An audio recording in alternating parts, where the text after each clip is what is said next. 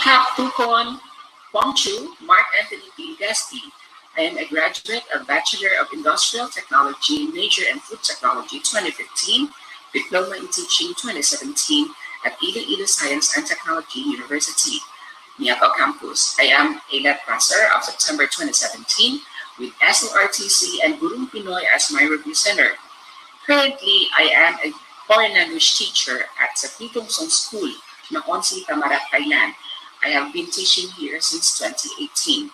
Now, my positive experience with SLRTC Gurung Pinoy is during that time, I need to be out of my classes because I have a sick mom and a sick dad, which were admitted at Double Doctors Hospital, so I need to travel back and forth. Now, Mame and Sir Ram, they will be sending me review materials, video clips, or any related articles which will help me in my review. They will also teach me and pray for me that I will be going to ace my examinations.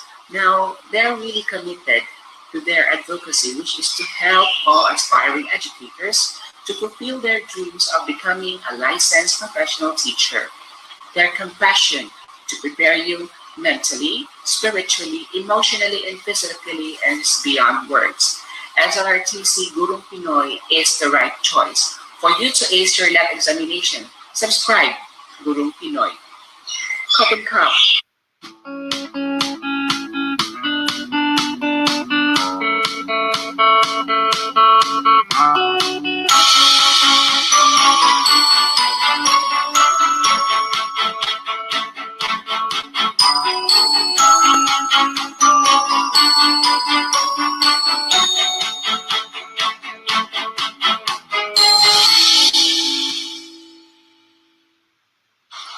Sawadika Tukun. Good afternoon, everybody.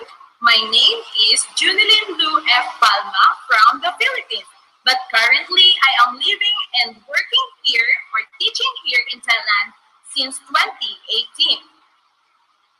My course is Bachelor of Science in Industrial Education 2017 in Iloilo Science and Technology University. Teaching is my first love career. That's why I'm very passionate about it.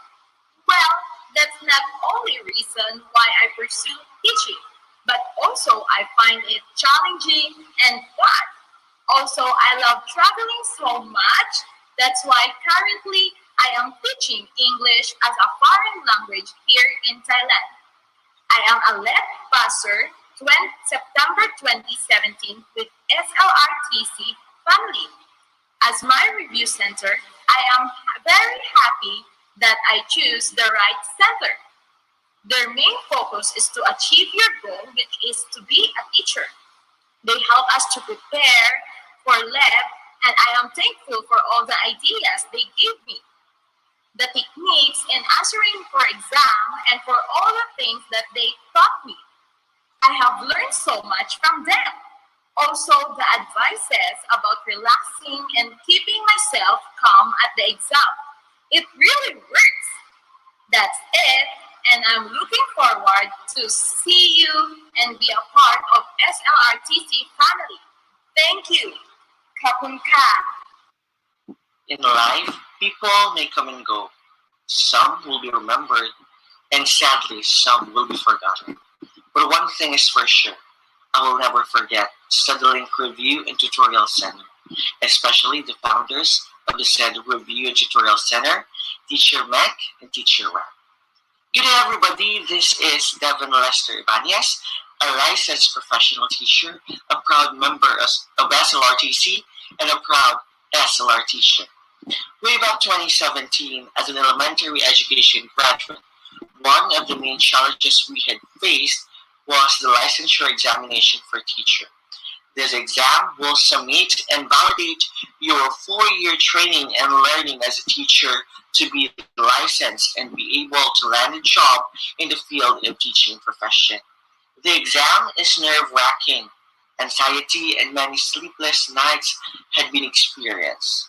But because of SLRTC, the exam was like eating a piece of cake.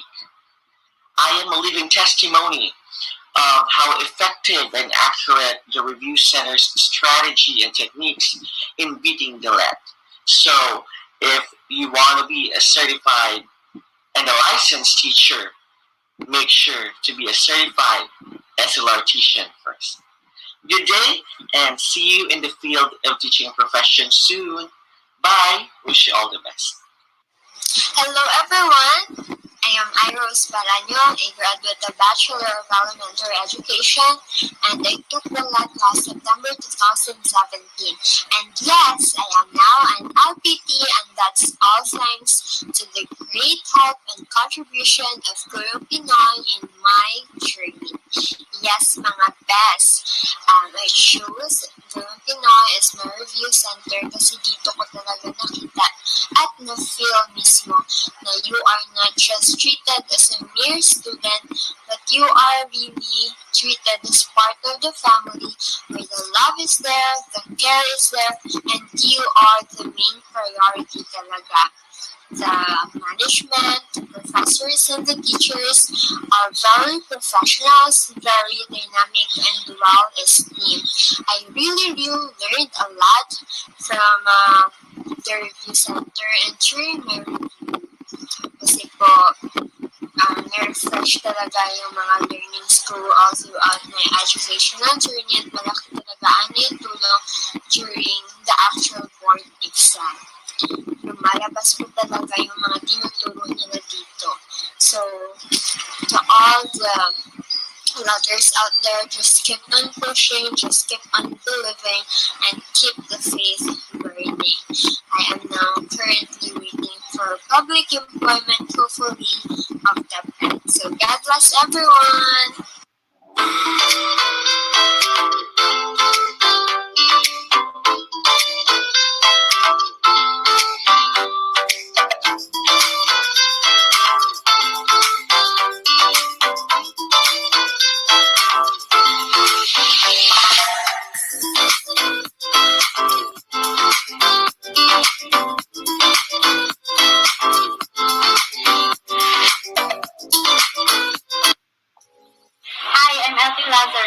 I'm a Bachelor of Secondary Education, major in English.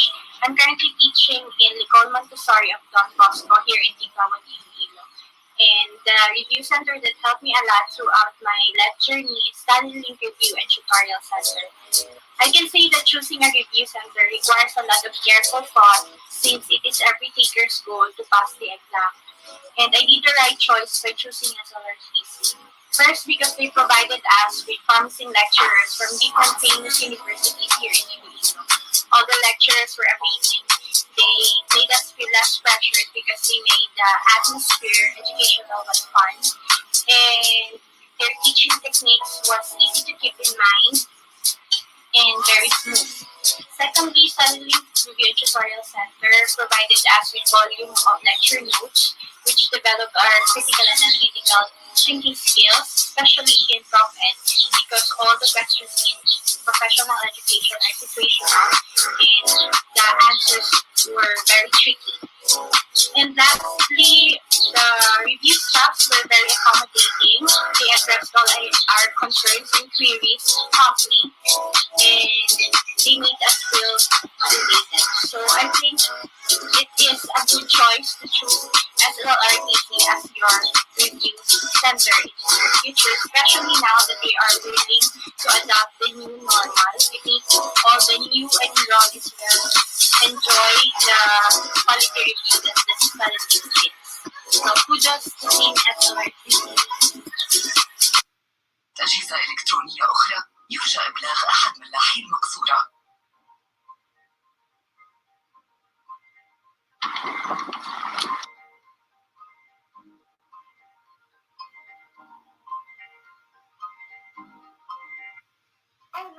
Soy Jesus Santo, and I am a graduate of Bachelor of Secondary Education, major in English from Moscow State University, La Paz, University. I took the licensure examination for teachers in 2018 and became a licensed professional teacher with the help and effort of Study Link and Guru Pinoy. Llevo 2 años trabajando como auxiliar de conversación en un colegio en el sur de Madrid y he estado en más de 10 ciudades españolas distintas.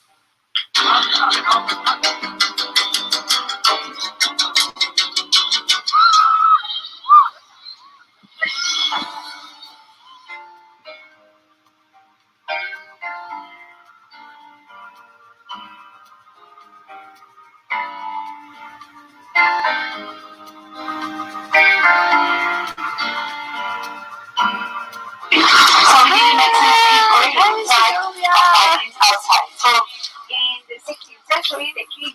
Hello, welcome to Las Vegas. We're live from Valencia.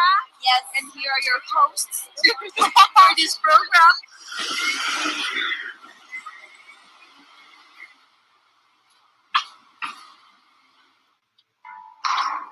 Okay, normal concern could be is a room more like spatially control. Yeah. Well,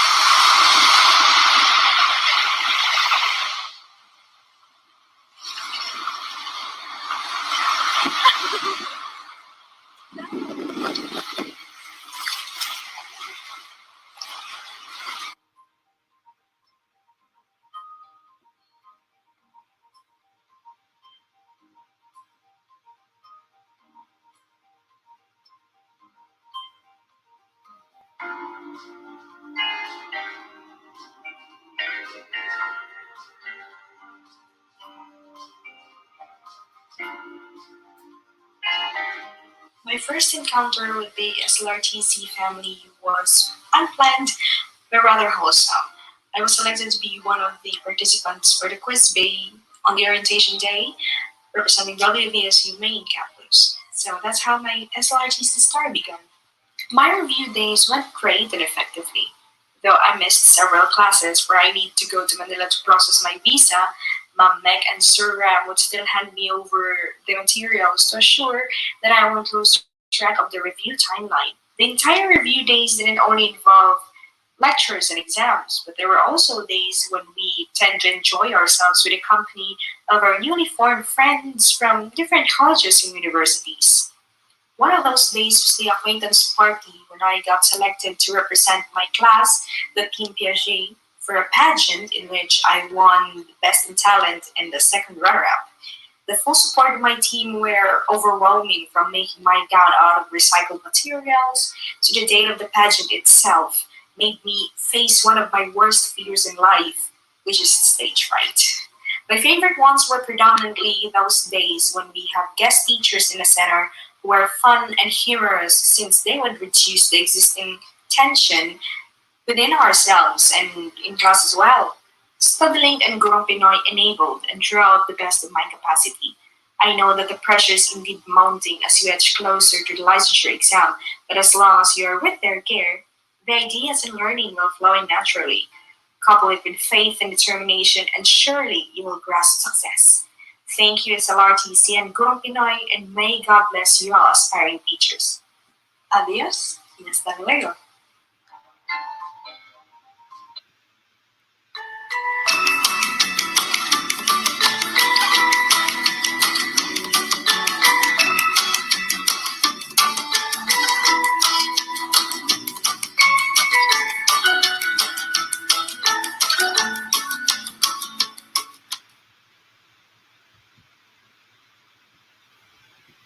Hello everyone, my name is Shara Drebatir and I'm a graduate of Bachelor of Education with specialization in General Education in West Visayas State University, La Paz, Iloilo City.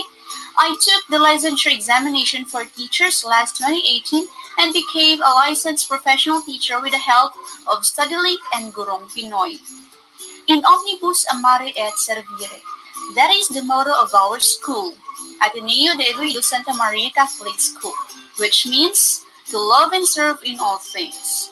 In everything we do, we should give our best and offer it to the Lord.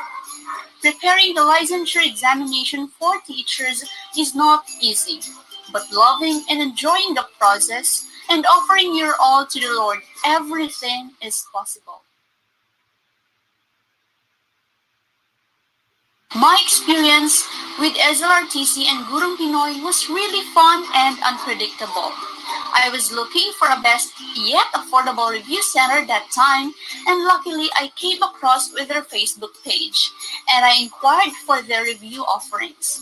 But because God wants to add flavor to my first encounter with SLRTC and Gurong Pinoy, I was chosen to be the representative of Widsumain for SLRTC Battle of the Brains on their orientation day, together with other aspiring teachers from different colleges and state universities.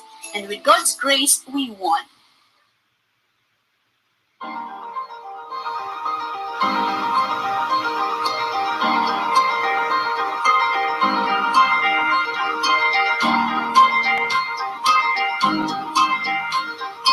time goes by, my review journey with SLRTC is getting tough, yet very promising. There were times that we undergone sleepless nights in reviewing to make sure that there is a follow-up when we are already at home. Every single class is worth to attend to. SLRTC and Gurong Pinoy made sure that they are giving the best lecturers and resource materials that we need in reaching our biggest goal, to be a licensed professional teacher. But our review days does not end in just lectures and discussions. SLRTC also made sure that we are having fun while reviewing. There were a lot of activities that gave us an opportunity to grow, learn, and have fun together with our new formed friends in different schools. The strong spirit of collaboration of reviewees have seen in those activities as we help each other in reaching the goal. Sometimes, we were experiencing difficulty in review sessions, but Ma'am Mek and Sir Ram are really willing to help us. They make lessons easier and understandable for us using their different strategies and teaching methods. I can say that SLRTZ does not only open our mind, but it also touches our heart and teaches us to be of hand to others.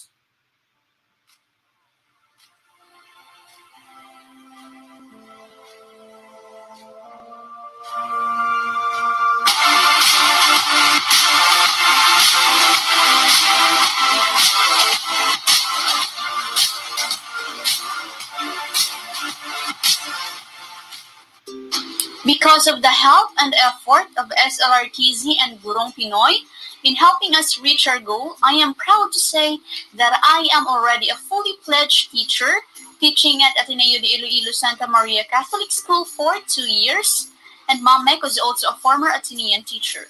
My experiences with SLRTC and Gurong Pinoy gave me opportunities to grow and succeed to where I am right now. And once an SLRTician, will always be an SLRTician.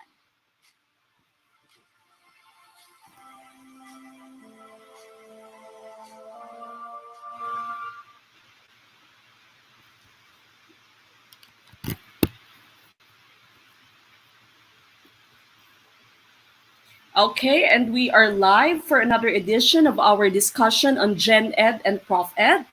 Today is the 21st of July. We welcome all of you in our GenEd and ProfEd discussion for tonight. Good evening po sa lahat ng ating mga estudyante in the Philippines.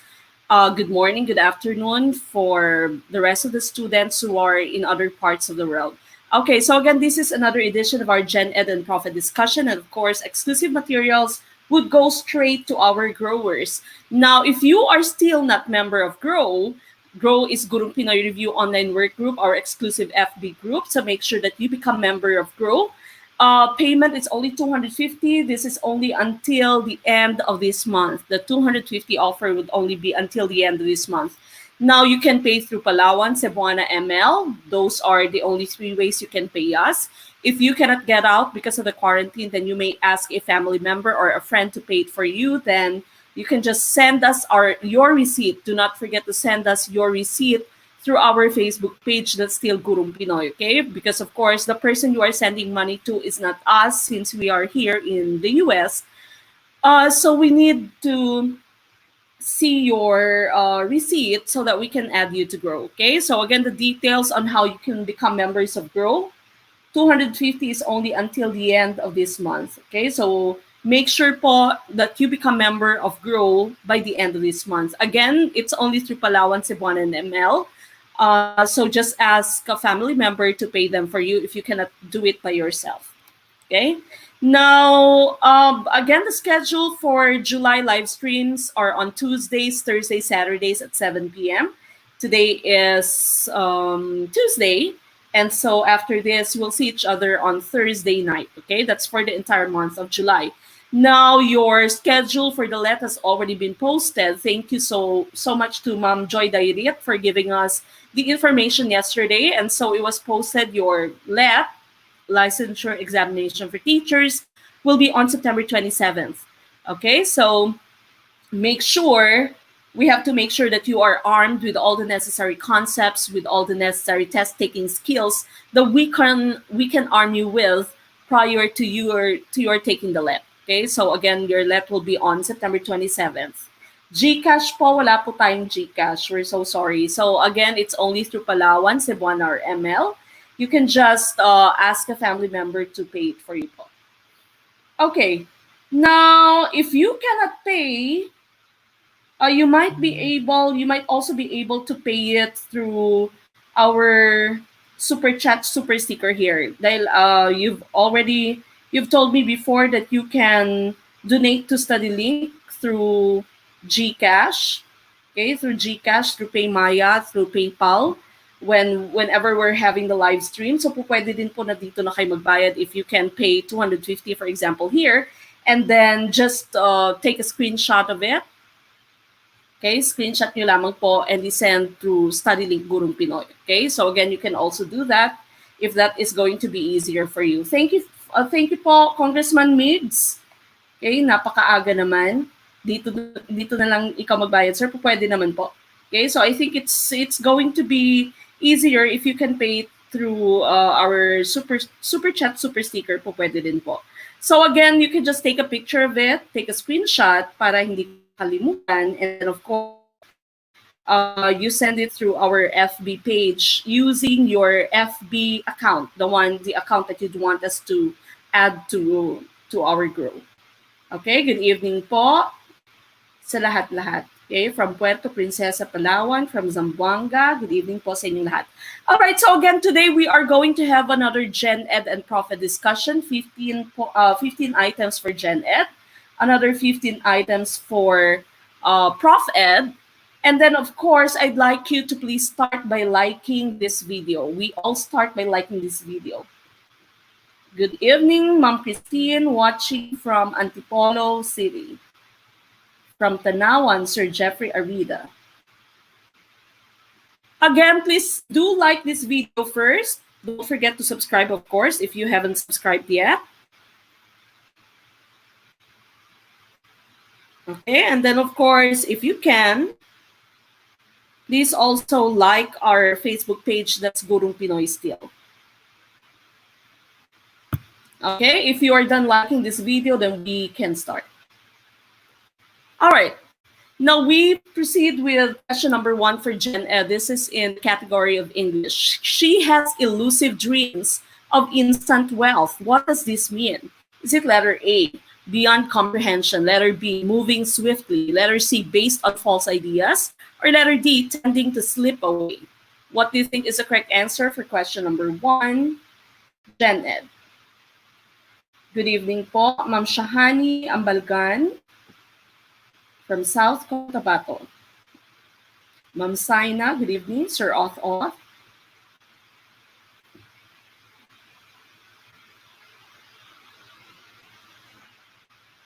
Okay, again, what do you think is the correct answer for question number 1? This is in the category of vocabulary English.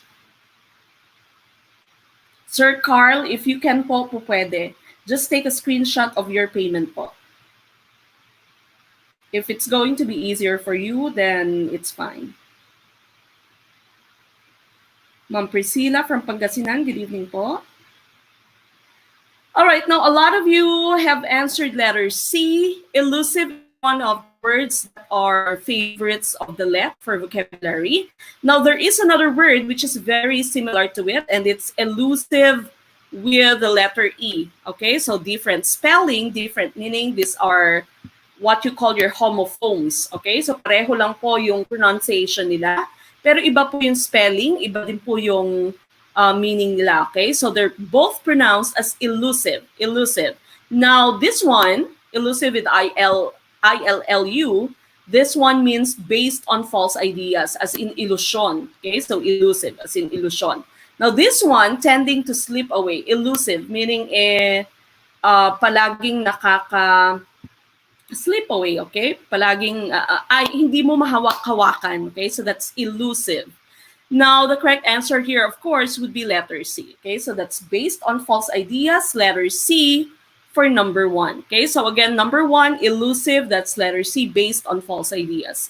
Now, number 2, transcendental meditation is practiced in yoga. What does this mean? What's the meaning of the term transcendental? We're already at number 2, and our answer for number 1 was letter C. Ano kaya yung tamang sagot sa number 2?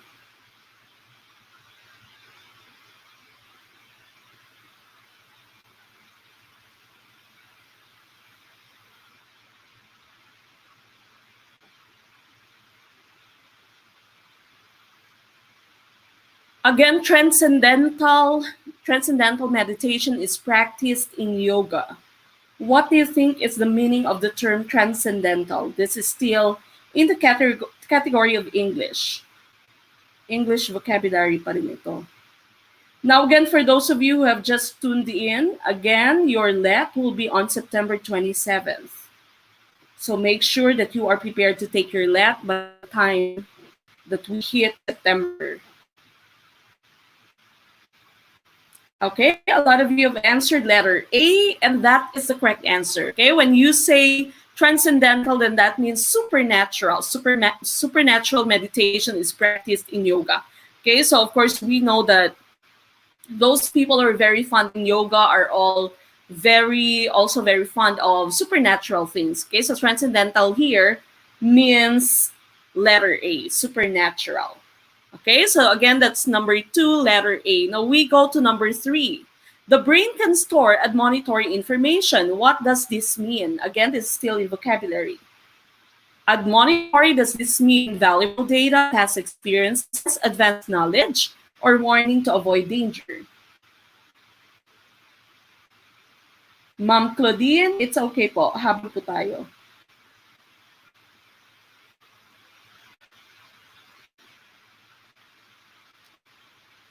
Okay, what do you think is the correct answer for number 3? Admonitory information. What's the meaning of the term admonitory information? Iba-iba na ang inyong sagot. For number 2, Ma'am Francesca, it's letter A. Okay, so iba-iba yung sagot natin for number 3. Number 3 again, the brain can store admonitory information. Admonitory here means warning to avoid danger. Okay, so admonition, when you say she has received an admonition, then that means may warning. Okay, so admonitory here means warning to avoid danger. Warning to avoid danger po is the correct answer for number 3. We go to number 4, still in vocabulary English. There was an esoteric lecture on holography. Okay, holography. What does this mean? What's the meaning of esoteric lecture? Again, for number 4, the sentence is, there was an esoteric lecture on holography. What does this mean? Does this mean something ancient, out of context, understandable by a select few, or irrefutable truth? Ang daming English ngayon. Thank you po, Ma'am Joy Dairit, for your ayuda. Ma'am Joy and Congressman Miguel, thank you po sa inyong maagang ayuda.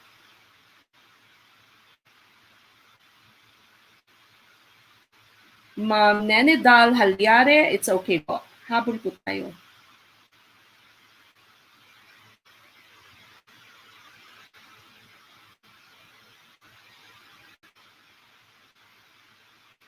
Okay, Sir Carl, I assume this is already your payment for your Grow. Okay, so welcome to Grow po. Make sure that you send me your screenshot using the Facebook account that you want to be added to Grow.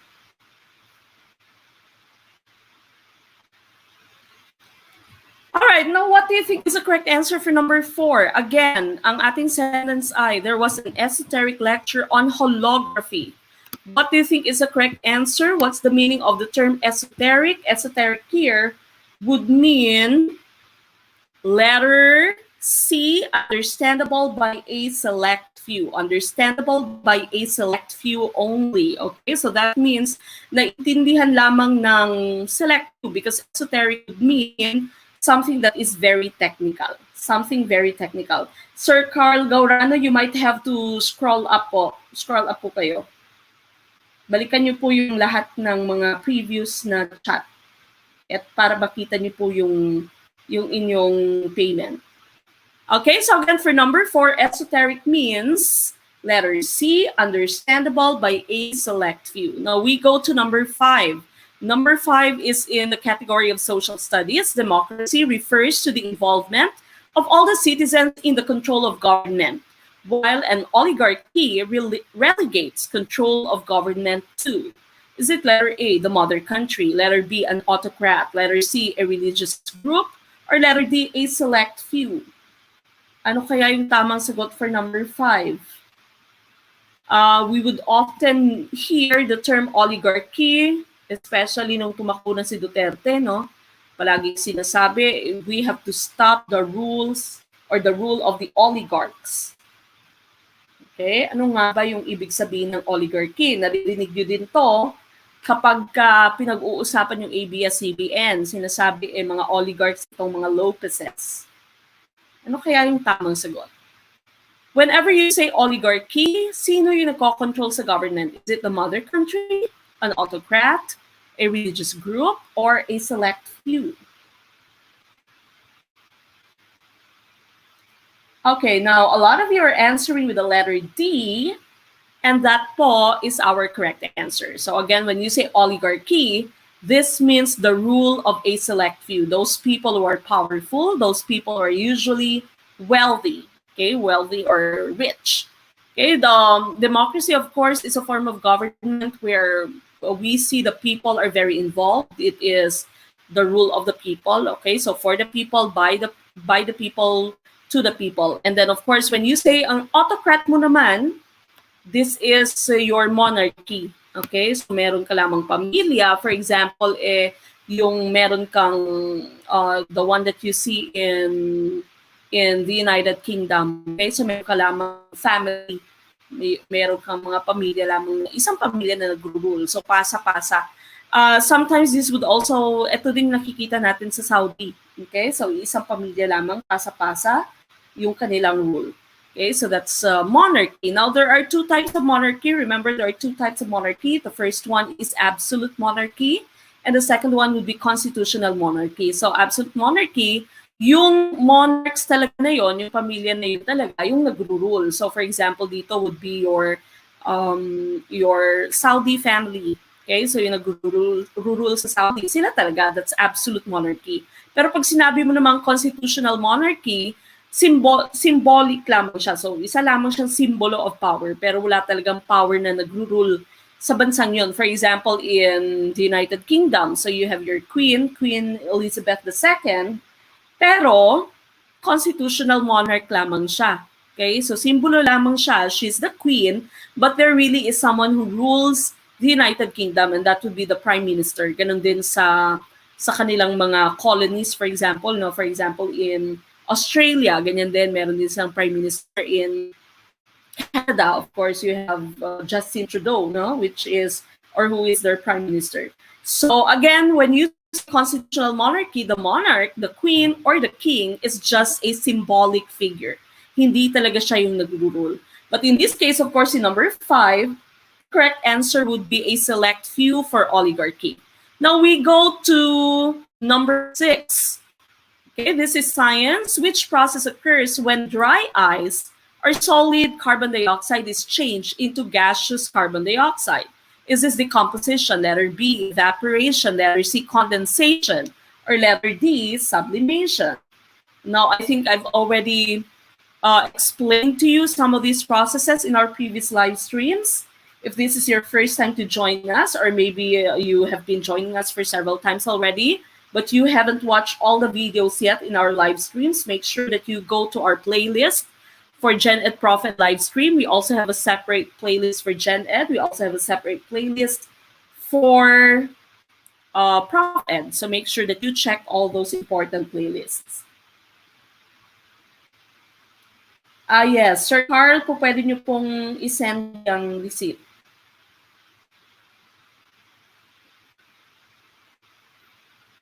Okay, now a lot of you are answering with the letter D, sublimation. So again, this is from solid to gas. This is from solid to gas. All right, now going back to our processes here, again, we have three major states of matter: solid, liquid, and gas. Now, these are not all the states of matter that we have. All in all, we have 5 different states of matter. So not only solid, liquid, gas, meron din po tayong fourth, which is plasma. And of course, we have the fifth, which is the Bose-Einstein condensate. Now, there is a question in the LET. May question sa LET now, which among the following states of matter has the highest amount of energy? And you might see solid, liquid, gas, plasma. And then, of course, your tendency is to choose gas as your answer because you know that gas, among these 3, gas is the one with the most amount of energy. But if you have plasma in one of your choices, then plasma po would be the correct answer, okay? So plasma has more energy than our gaseous state, okay? But going back to this, we have the 3 states of matter here, so solid, liquid, and gas. So again, your solid would have less amount of energy than your liquid. Gas would have more amount of energy than your liquid, okay? So solid has less amount. Liquid has more amount of energy than your solid, and gas, of course, has more amount of energy than your liquid. So out of these 3 here, gas would have the most amount of energy.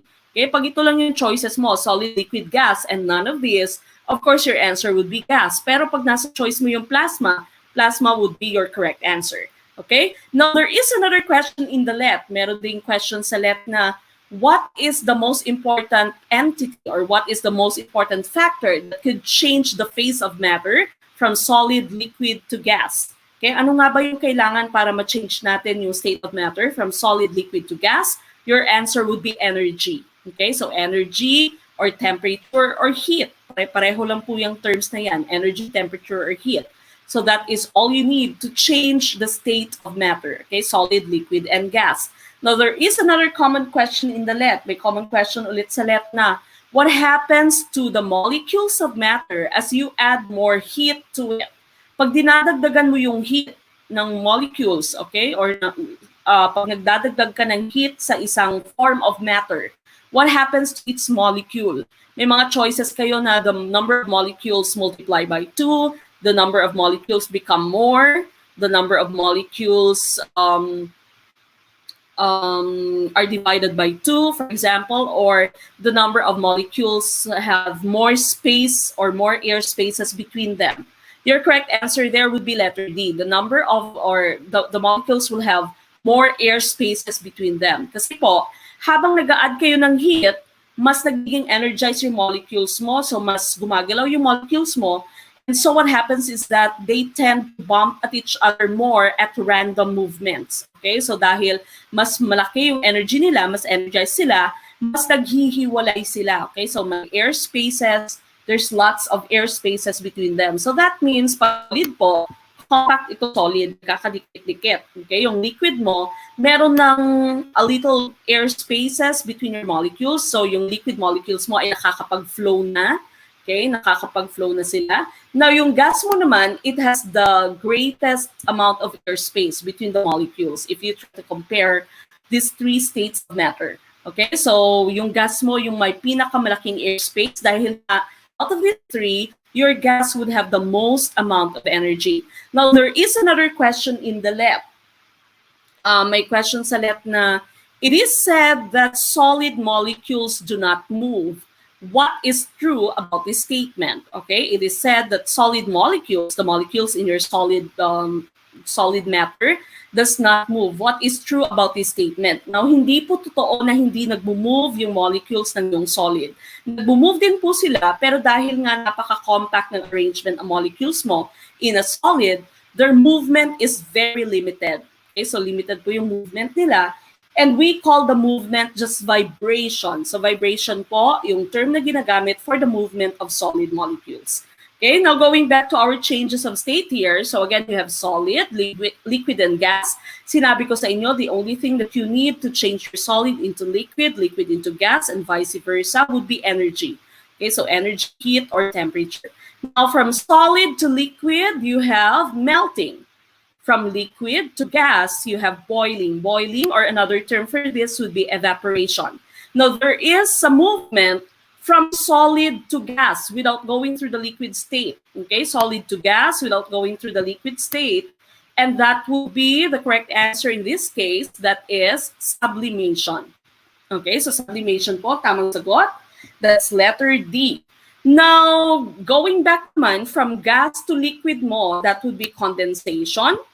So ito po yung process kung paano nabubuo ang ulan. That's gas to liquid, condensation. Then you have liquid to solid, and we call that freezing.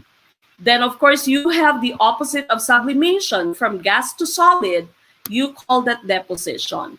Okay, so that's deposition. All right. Again, the correct answer number 6 would be letter D, sublimation. Letter D, sublimation. All right, now we go to number 7. A change in the shape or size of an object can be classified as letter A, chemical change, letter B, nuclear change, letter C, physical change, or letter D, mechanical change.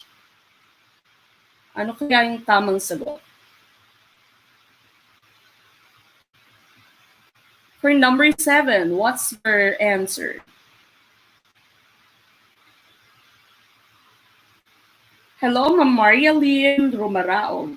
Good evening po. First time yata ni Ma'am.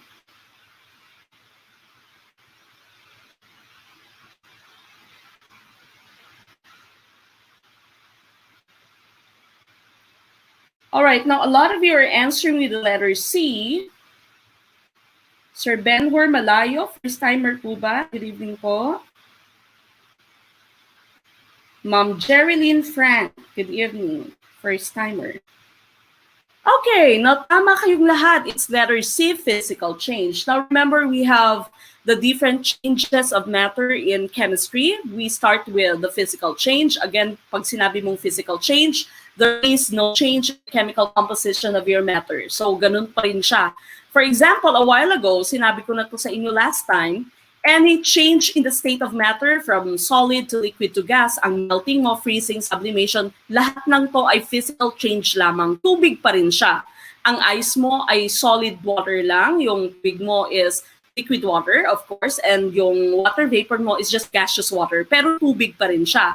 So again, pag sinabi mong physical change, there is no change in the chemical composition of your matter. Ganun pa rin. For example, in the case of your tubig nga, H2O pa rin siya. Dalawang atoms ng hydrogen at isang atom ng oxygen. Okay? So lahat ng ito, pare-pareho yung chemical composition, H2O pa rin. Okay? So iba lang yung change, yung state of matter nila, pero tubig pa rin sila. So again, whenever you say physical change, there is no change in the chemical property of matter. It's still the same. And you can easily revert it to its original state. So for example, ang tubig mo, ilalagay mo lang sa freezer, magiging ice ulit. Okay? Tapos kung gusto mo siyang i-change ulit into liquid, ilalabas mo lang siya from your freezer. Okay? So that's solid, liquid, gas. Chemical, physical change, I mean, it's very easy to change them from one state of matter to another. Chemical composition would still be the same. Now, kabaliktaran naman nito, yung chemical change na tinatawag natin. When you say chemical change, you cannot revert it back to its original state. And of course, there is already a change in its chemical composition. For example, itong saging. Okay? Pag nabulok na yung saging, nagka-props pa tayo dito. Pag nabulok na yung saging, hindi mo na siya mababalik into fresh na saging. Okay? So, the composition is one type of chemical change. When you're baking, when you're cooking, okay? When you're baking, for example, and you have flour, you have egg, you have sugar, for example, tapos na-bake mo na siya, nagkaroon ka na ng cake, hindi mo na sila maghihiwalay-hiwalay ulit para makuha mo yung itlog mo, yung flour mo, yung sugar mo, whatever ingredients that you have included there. Okay, so chemical change, there is a change in the chemical property of matter and you cannot revert it to its original form. Now, nuclear change, again, this is the change in the nucleus of an atom. Now, we have discussed this. You have nuclear fusion. Fusion, that means nag-merge yung mga substances mo, nag-merge yung mga nuclei mo. So, from smaller nuclei, nag-merge sila into something bigger. That's fusion. One example for this would be the creation of energy in the sun. That's nuclear fusion. The opposite would be fission. Fission naman, paghihiwalay. So yung fission mo naman, you have a bigger nucleus and then nag-divide siya into smaller nuclei. Now, example of your nuclear fission would be atomic bomb, hydrogen bomb, your chemical bombs, okay? So that's nuclear change. Of course, wala tayong mechanical change Okay, meron namang tayong mechanical energy. Okay, so again, when we say mechanical, this would pertain to machines, objects that are moving. All right, so again, number 7, that's letter C. Now we go to number 8. All of the following statements about the routine use of pesticides are true except letter A. It results in the evolution of exciting new types of organisms. Letter B. Due to its widespread use, a new type of housefly emerged. Letter C. It may not only kill intended insects, but also those that feed on them. Or letter D. Pesticides tend to become progressively more effective as the organisms become immune. Now, maraming salamat po sa lahat ng ating mga sponsors. Okay, Mayora Mercy Grace, Kapitana Norhana, and Governor Miguel. Thank you po. KNT TV, good evening po. First time ni Sir. Ma'am Emily Bibangco, first timer. Good evening po. Paano mag-sponsor, Sir Loreto? I-hit nyo po yung $sign na nandyan sa chat nyo. Watching from Abu Dhabi, Sir Ariel, welcome back. Kinagagalak namin ang pagbalik ninyo. Sabi ni Ma'am Christine, late ata yung love team. Oo nga, ba't wala yung love team ngayon? Baka may date. Si Ma'am Rafaela at si Sir Felix, absent. Sir Carl, I'll check it later po after this. Okay, so again, number 8, all the following statements about the routine use of pesticides are true except. Okay, so again, saan nga ba yung exceptions dito? Naghahanap tayo ng mali. Okay, nahanap natin ay mali. Dahil sabi, the routine use of pesticides are true. Lahat nito ay true except one statement. So, alin kaya yung mali dito? Does it result in the evolution of exciting new types of organisms? Nag-iiba yung form of organisms mo dahil sa use ng pesticide. Letter B, due to its widespread use, a new type of housefly emerged. So halos magkapareho lang tong A and B mo. There's a new type of organism that is emerged, that has emerged or that has evolved. It may not only kill intended insects, but also those that feed on them. Now, the correct answer, of course, is letter D. Pesticides tend to become progressively more effective as the organisms become immune. Alam natin na mali ito. Habang nagiging immune ang ating organisms, that means nagiging less effective ang ating pesticides. So, dapat less effective ito dahil immune na ang organisms. Okay? So, letter D is the correct answer for number 8. Letter D po. All right, now we go to number 9. The decrease of fish in the Philippine Sea has been traced. What is its root cause? Is it letter A, pollution of seawater, letter B, proliferation of nets, letter C, exportation of sea products, or letter D, destruction of coral reefs? This is still in the category of science. Good evening, Sir Sunny. Kakagaling lang sa work.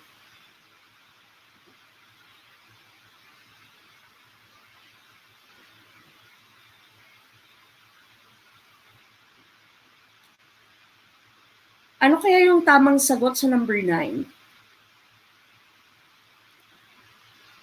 Okay, sabi ng number 9 mo, mas less daw yung ating mga isda sa ating dagat. Ano kaya yung root cause nito? Sir Javier Credo, good evening po. First time yata ni Sir. What do you think is the correct answer for number 9? What is the root cause of the decrease of fish in the Philippine Sea? Okay, is it letter A, pollution of seawater, letter B, proliferation of nets dahil sa paggamit ng lambat, pollution sa dagat, letter C, exportation of sea products, ini-export ba yung ating mga produkto, or letter D, because of the destruction of coral reefs? Okay, the correct answer, sabi ni Sir Loreto, letter D, 1,000% sure. And that is the correct answer. Destruction of coral reefs. Ito yung tinatawag nating muami, lumabas din ito sa left.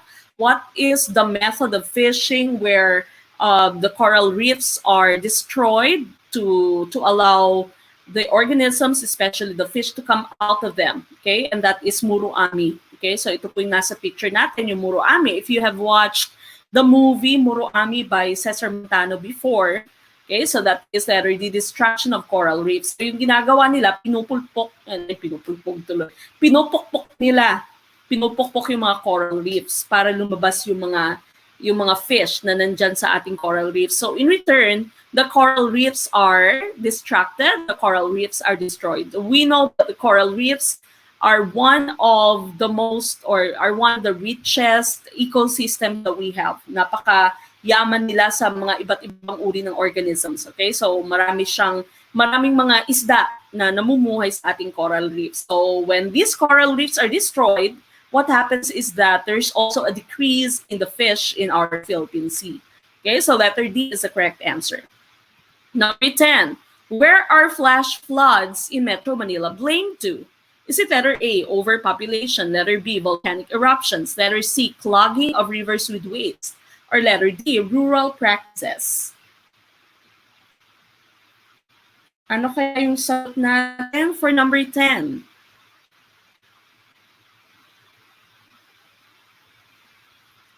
Saan natin sinisisi ang flash flood sa Metro Manila? Bakit nagkakaroon ng flash flood sa Metro Manila? Konting ulan lamang and nagkakadagat na sa Metro Manila. Is it overpopulation, volcanic eruptions? We know na wala namang bulkan sa Metro Manila, clogging of rivers with waste, rural practices. Okay, now the correct answer, of course, would be, most of you are correct, and that is letter C, clogging of rivers with waste. So, marami yung mga rivers natin, yung mga ano nga yung rivers, yung mga ilog natin ay punong-puno ng waste. Okay? Nagiging basura na yung ilog, nagiging clogged sila. Hindi lamang yung ilog, pati na rin yung mga drainage system. Okay? Drainage system natin sa Metro Manila are clogged. The rivers are clogged with waste. And so what happens is that pag may konting ulan, meron agad na flash flood. Okay? Now, this is wrong, ang rural, kasi dapat ay urban ito. Dahil di ba nga, pag sinabi mong rural, this would mean bukirin. Okay? Pag sinabi namang urban, yan yung sinasabing city. Okay? So that's why your letter D is wrong. Okay? So letter C is the correct answer here. Number 11, not all microorganisms are harmful. Which of these is done by yeast? Is it letter A, promotes the rising of bread in baking? Letter B, causes milk to become cheese? Letter C, causes Yakult to be milky? Or letter D, encourages diseases in food? Ma'am Priscilla, number 9 yata, if I can remember correctly. Letter D yata sa number 9. Ma'am Jeneline, balikan niyo na lang po later.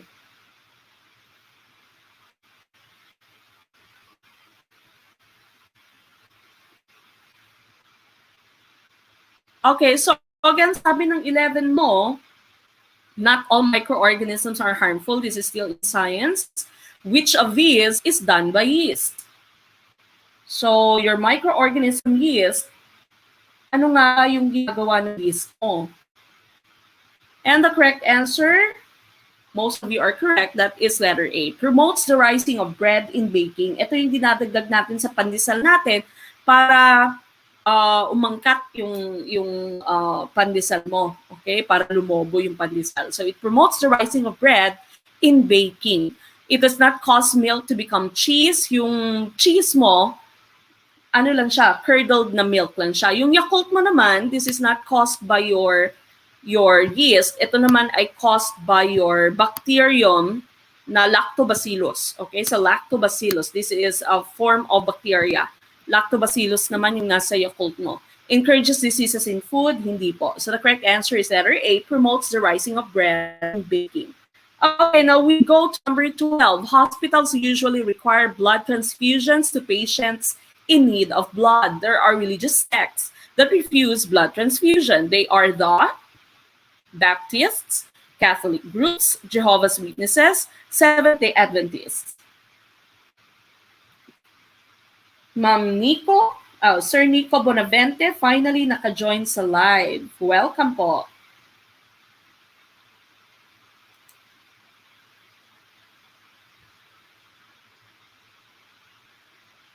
Yes, Ma'am John Gomora, if it's ang mahina yung signal, i-replay niyo na lang po mamaya.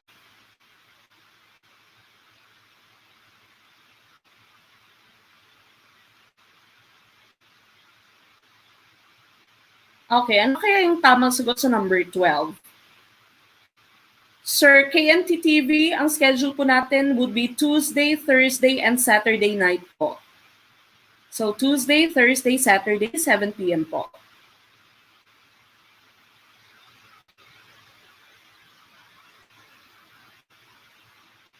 Ma'am Claudine, pag mahina po talaga yung signal, it's okay. Balikan niyo po.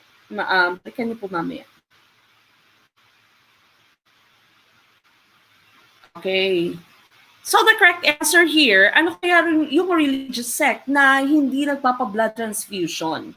Okay, ano kaya yung tamang sagot? Baptist, Catholic groups, Jehovah's Witnesses, Seventh-day Adventists.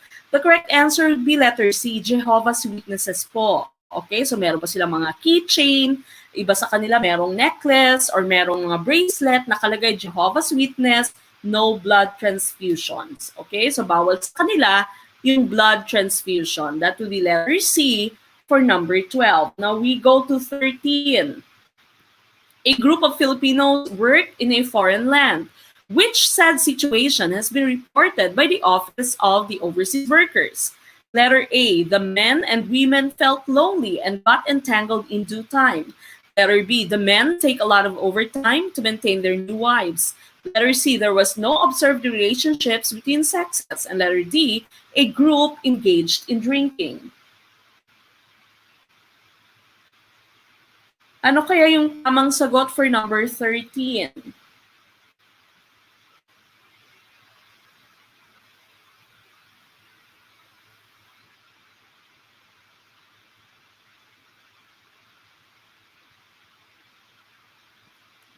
Okay, so sabi na number 13 mo, a lot of Filipinos work in a foreign land. What is the sad situation that has been reported by the Office of the Overseas Workers? Ano kaya yung tamang sagot dito? Which is actually true.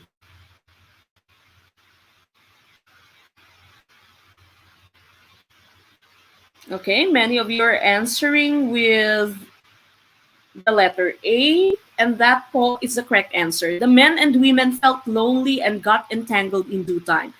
Ito po ay totoong nangyayari, kadalasang nangyayari sa ating mga kababayan no, na nandyan sa ibang bansa. So sometimes, some of them would have some other relationships. Now, letter B mo, sabi ng letter B, the men take a lot of overtime to maintain their new wives. Now, we cannot really call it new wives dahil, of course, hindi nga sila pwedeng magpakasal. Marami sa kanila yung kasal sa Pilipinas. Pagpunta sa ibang bansa ay merong ibang kinakasama. Pagbalik sa Pilipinas, balik sa tunay na asawa. Okay, this is actually true and I have, I did not experience this. I have seen this in some of my coworkers before. So nangyayari po ito talaga, which is sad. And I don't know, because maybe, di ba sabi ni Abraham Maslow, physiological needs nga yung pakikipagtalik. Physiological needs nga yung pagkakaroon ng partner. Okay, so siguro inahanap ng katawan ang init ng isa pang katawan. Okay, so they feel the need to have someone to hug, to make love with. Okay, whenever they are in another country. We know that this is wrong, but of course, this is in reality, this is happening. Okay, so 30 po, the correct answer is letter A. Now, please send me your scores out of 13. Okay, Sir Loreto, 12 out of 13, 9 out of 13, 11, 9, 11. Good job, 10, 12. Okay, good job. Ang galing nyo na ngayon. No? Hindi na bumababa yung score niyo. Very good. Okay, now we go to our last two questions. Wala ako nakitang math today. Wala tayong math today. So baka next time, baka sa Thursday ay puro naman math. Okay, so 14, second to the last question, oligarchy refers to a government ruled by. Now, this question, meron ng kaparehas na question nito kanina, so it's almost a bonus for you. Oligarchy refers to a government ruled by a few military men. Okay, men po ito dapat, hindi men. Okay, so that should be a few military men, a few who are either rich or powerful, a minority elected by the people, a minority force, and private dimension. So again, you already have a very similar question to this a while ago. Alam mo, minsan nangyayari din po ito sa LET. Merong last na LET. I'm not sure kung anong LET yon. It might be in 2017. At yung feedback ng aming estudyante is that merong isang question na paulit-ulit 3 times. So the same question, the same choices. Nangyayari po yan sa LET. Okay, so minsan parehong 3 beses kang nagkamali or parehong 3 beses kang tama. Okay, so again, this has already been discussed a while ago. Meron na tayong ganitong question, similar question a while ago, and we know that oligarchy refers to a government ruled by a few who are either rich or powerful. So letter B is the correct answer for number 14. Now we go to the last one for GenEd, which practice does not help promote cleanliness and orderliness. Now, is it queuing in public places by Filipino movement? Tapat ko, linis ko, piso para sa Pasig. Now, this one po is pronounced cleanliness, not cleanliness. Again, this is cleanliness. Which practice does not help promote cleanliness and orderliness? Is it letter A? Queuing in public places. Letter B, by Filipino movement. Letter C, tapat ko, linis ko. Letter D, piso para sa Pasig.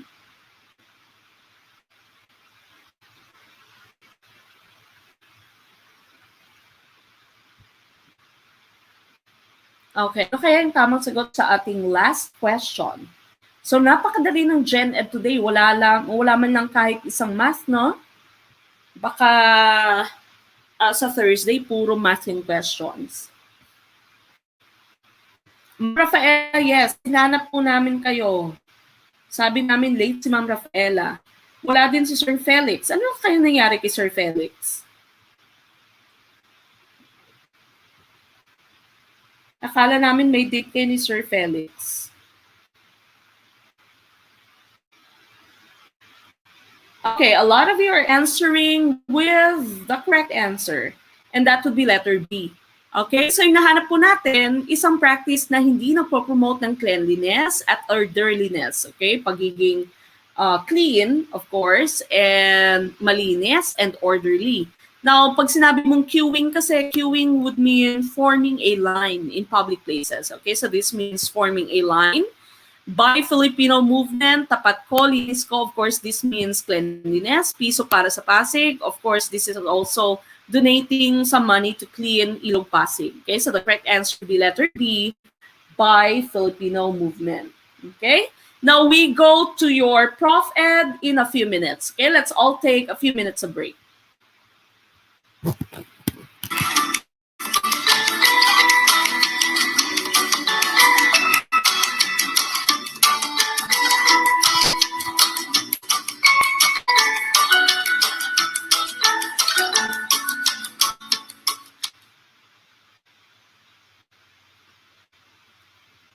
Hello everyone, my name is Shera Dribatir and I'm a graduate of Bachelor of Education with specialization in General Education in West Visayas State University, La Paz, Iloilo City. I took the licensure examination for teachers last 2018 and became a licensed professional teacher with the help of StudyLink and Gurong Pinoy. And Omnibus Amare et Servire. That is the motto of our school, Ateneo de Iloilo Santa Maria Catholic School, which means to love and serve in all things. In everything we do, we should give our best and offer it to the Lord. Preparing the licensure examination for teachers is not easy, but loving and enjoying the process and offering your all to the Lord, everything is possible. My experience with SLRTC and Gurong Pinoy was really fun and unpredictable. I was looking for a best yet affordable review center that time, and luckily I came across with their Facebook page, and I inquired for their review offerings. But because God wants to add flavor to my first encounter with SLRTC and Gurong Pinoy, I was chosen to be the representative of Wibsumain for SLRTC Battle of the Brains on their orientation day, together with other aspiring teachers from different colleges and state universities. And with God's grace, we won.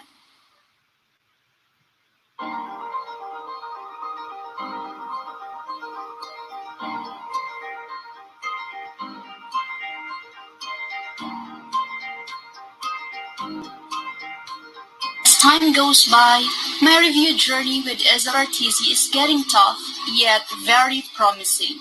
There were times that we undergone sleepless nights in reviewing to make sure that there is a follow-up when we are already at home. Every single class is worth to attend to. SLRTC and Gurong Pinoy made sure that they are giving the best lecturers and resource materials that we need in reaching our biggest goal, to be a licensed professional teacher. But our review days does not end in just lectures and discussions. SLRTC also made sure that we are having fun while reviewing. There were a lot of activities that gave us an opportunity to grow, learn, and have fun together with our new-formed friends in different schools. The strong spirit of collaboration of reviewees have seen in those activities as we help each other in reaching the goal. Sometimes, we were experiencing difficulty in review sessions, but Ma'am Mek and Sir Ram are really willing to help us. They make lessons easier and understandable for us using their different strategies and teaching methods. I can say that SLRTC does not only open our mind, but it also touches our heart and teaches us to be of hand to others.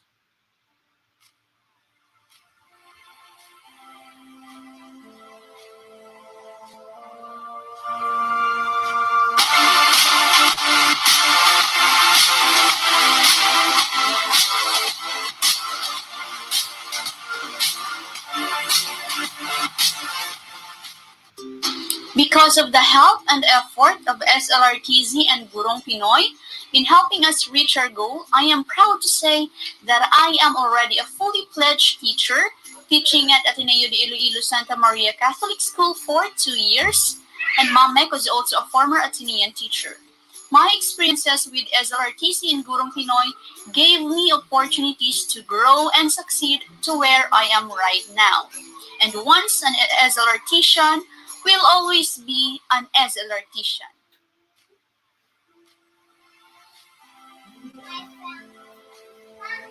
Okay, see you later. Okay, I'll see you. Okay, I'll see you. I'll be back.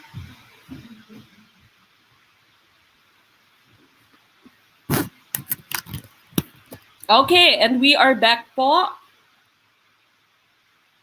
Okay, I hope you're all ready for our ProfEd. Again, ProfEd would still be 15 items.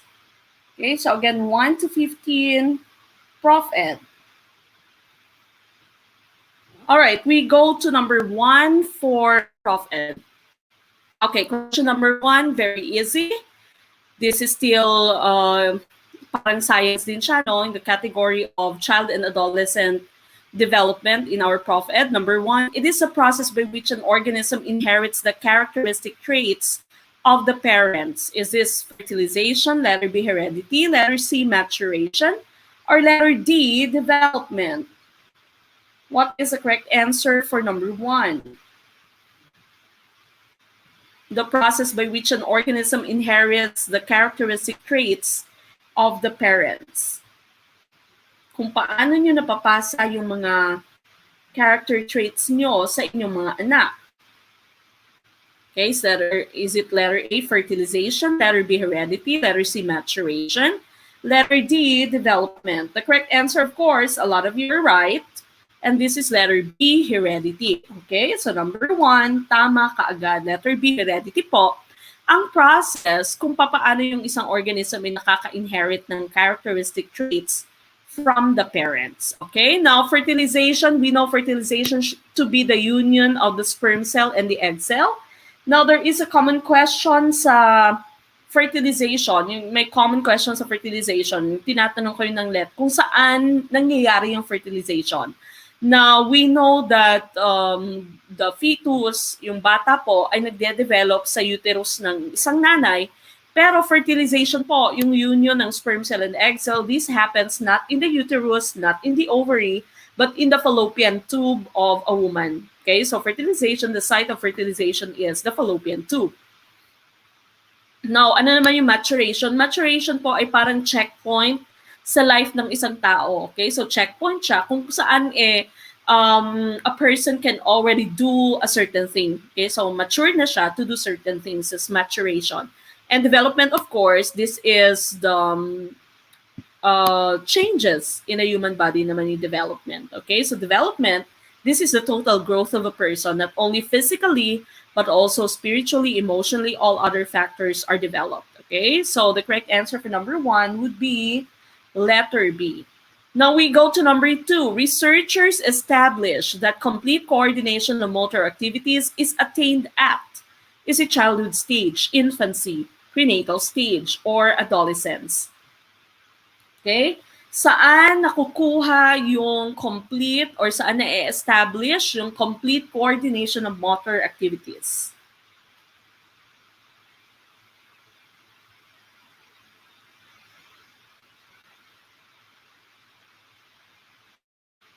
Okay, ano kaya yung tamang sagot sa question number 2?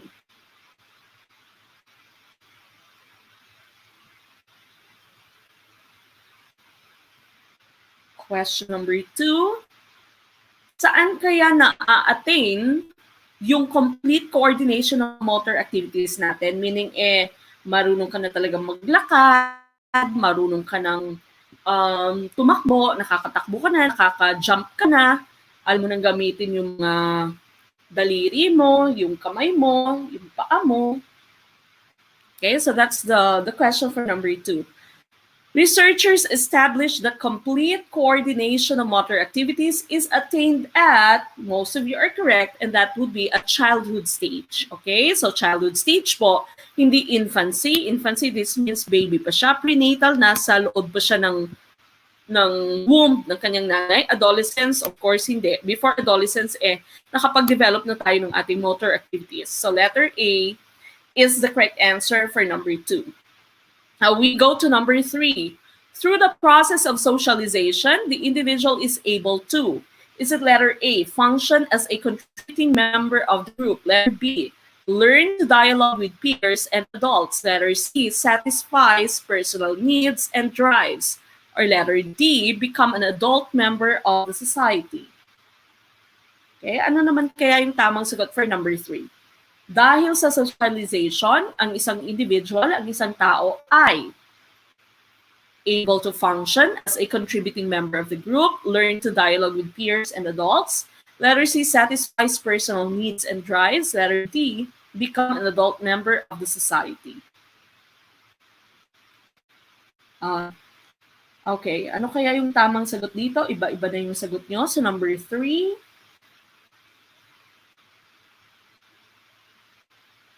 hi, Ma'am Sheila Garay. Welcome po. This is her first time to watch the live stream. Balik po kayo again Tuesday, Thursday, Saturday, 7 p.m. po Philippine time ang ating review.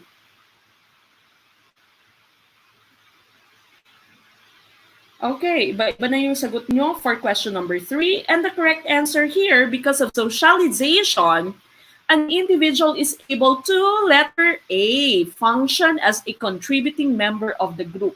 Diyan tayo natututo sa socialization. Nalalaman natin ang kultura, ang way of life ng ating society, ng ating grupo. Okay, so that's socialization. And we know that this is enculturation, learning your own culture, learning your own group's way of life, that is enculturation. And dahil po sa socialization, ay nagiging functioning, nagiging contributing member tayo sa ating society. Not just, we don't just learn to dialogue, mas malaki pa po yung ating nalilearn, not only dialogue, we don't only satisfy personal needs, and of course, letter D is wrong dahil sabi nito, an individual become an adult member, paano pag bata pa siya, okay? So this is the correct answer, contributing member of the group.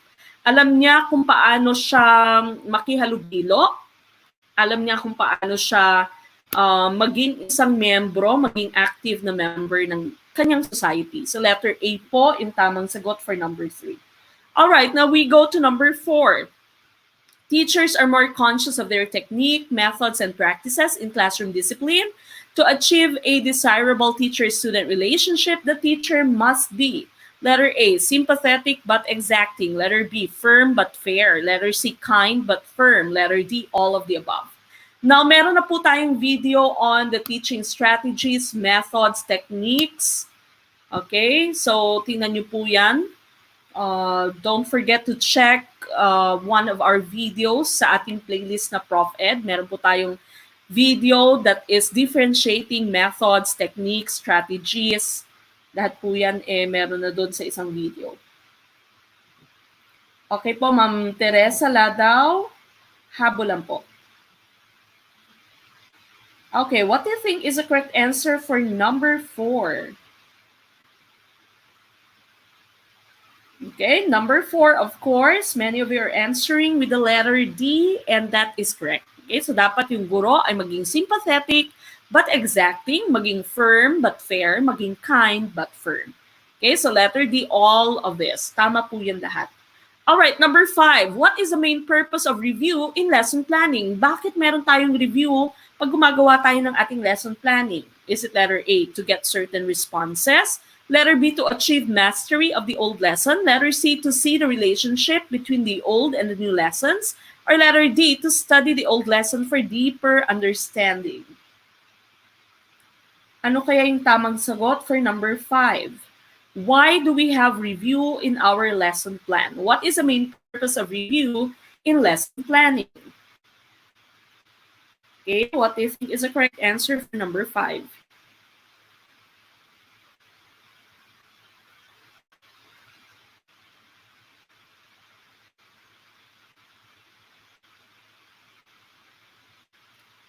Ano kaya yung tamang sagot for number 5?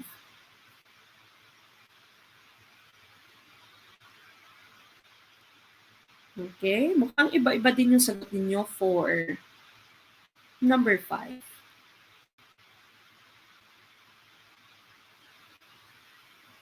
Alright, now again, what is the main purpose of review in lesson planning? Bakit nga ba nagkakaroon ng review sa ating lesson plan? The correct answer here is letter C, to see the relationship between the old and the new lessons. Pinaka-main purpose po ng review would be continuity, para makita ng estudyante na konektado pa rin yung bago mong lesson sa old lesson mo. Okay, so usually nga sinasabi natin, before we start, we are first going to have a review of what we did yesterday. Okay, because usually continuity nga yung pinapakita ng review. Okay, so the relationship, yung pagkakadugtong-dugtong ng ating mga lessons. Okay, so letter C po is the correct answer. All right, now we go to number 6. A teacher clarifies her role by answering the question, how shall I, as a person of authority, behave to achieve the objectives for my students? This results in the use of letter A, role modeling, letter B, discovery strategy, letter C, demonstration method, or letter D, cooperative learning. Okay, ano kaya yung tamang sagot sa number 6? A teacher clarifies her role. At tinatanong ng teacher ang kanyang sarili, how shall I, as a person of authority, behave to achieve the objectives of my or for my students? So dahil dito, ano yung nade-develop? Is it letter A, role modeling, letter B, discovery strategy, letter C, demonstration method, or letter D, cooperative learning?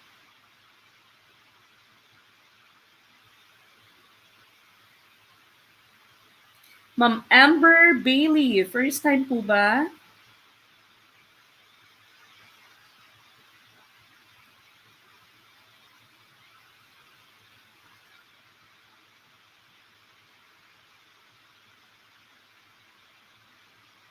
Ma'am Gracious Lehesta.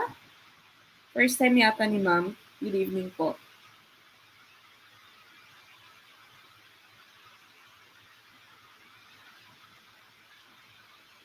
Okay, what do you think is the correct answer for number 6? Pag tinatanong mo yung sarili mo bilang guro, how shall I, as a person of authority, behave? Paano kaya ako magbe-behave para ma-achieve ng aking mga estudyante ang kanilang objectives? Okay, and this of course would be letter A, role modeling. When you are asking yourself on how you can behave so that your students would emulate you, so that your students would follow you, that is role modeling. Okay, so nagiging role model ka ng iyong mga estudyante. Discovery is a different form of strategy. So ginagawa mo sa discovery, hinahayaan mo yung mga bata na mag-explore para maka-discover sila ng panibagong concepts. Demonstration, of course, this is very familiar to all of us. You show your students how things are done. So this is demonstration. And cooperative learning, the students are working with each other. Okay, so may group work sila, may pair work, that's cooperative learning. All right, so letter A for number 6. Number 7. Which was the first body to perform regulatory functions over the teaching profession? Letter A, National Board for Teachers. Letter B, Civil Service Commission. Letter C, Professional Regulation Commission. Or letter D, Board of Professional Teachers. Etong tanong na to ay medyo mahirap na. This is technical. Yes, Ma'am Gracious Lehesta, first time. Okay. So, Amber Bailey, nakigamit lang siya ng ibang CP. Sir Ralph, okay, habol po.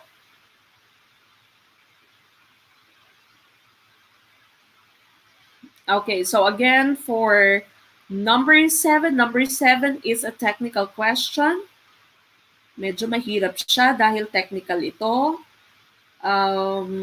Nasa history siya ng PRC, ng Board for Professional Teachers.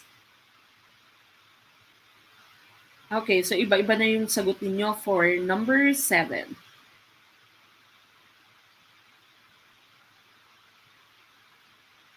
All right, so again, for number 7, the question is, which was the first body to perform regulatory functions over the teaching profession? And your choices are National Board for Teachers, Civil Service Commission, Professional Regulation Commission, or letter D, Board of Professional Teachers. Now, ang tanong dito is the first body, pinakaunang grupo, okay, or group body to perform regulatory functions over the teaching profession. The correct answer here is letter A, National Board for Teachers. Letter A po, National Board of Teachers, ang tamang sagot.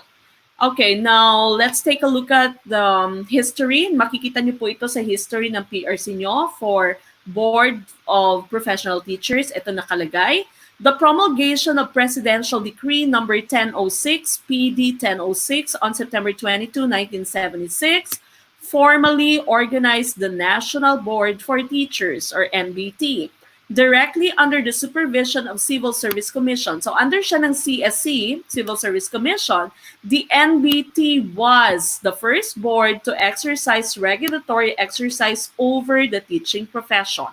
So ito po yung tinatawag nating PBET nung una. Wala pa pong LET nung una. Civil Service Commission and specifically your National Board for Teachers, sila po yung namamahala ng lahat ng mga activities ng teaching profession. Okay, now on December 16, 1994, the regulation and licensing of teachers was transferred to the PRC. Through the enactment of RA 7836, otherwise known as the Philippine Teachers Professionalization Act of 1994, the law provided for the professionalization of teaching under the aegis of the PRC. So nalipat lamang siya sa PRC noong 1994 dahil nga sa RA 7836, ito yung pinaka-importanting law sa atin. This is the Teachers Professionalization Act. So that means simula noon ay nagkaroon na ng LET. Instead of PBET, LET na.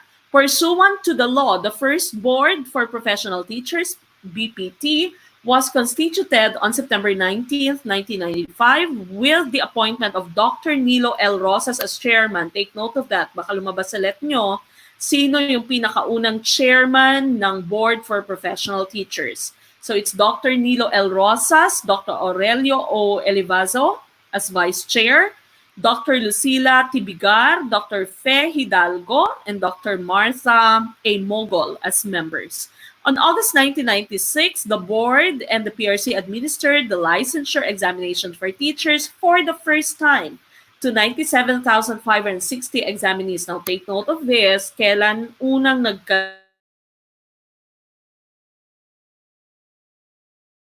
$101,000 examinees to let a record in the history of professional regulation. 1998, a total of 115,499. Okay. 1996, the board also administered the first licensure examination for school superintendents, the results of which were released 5 days after the exam date. Today, teachers constitute more than 500,000, comprising one of the largest occupational groups. Pinakamaraming nagtitake ng licensure exam are the teachers. Okay, so again, our answer was for number 7 to, no? Number 7 nyo is letter A. Letter A, it's NBT, National Board for Teachers. This is a common question in the ProfEd. So, alamin niyo po to. Okay, alamin niyo po yung tamang sagot. Alright, now we go to number 8. Which is not a characteristic of anecdotal records? Is it letter A, incidents are objectively described? Letter B, incidents that are recorded are significant? Letter C, it is factual. Letter D, incidents are recorded long after they have happened. Alin ditong hindi tama when we are making anecdotal records or anecdotal report?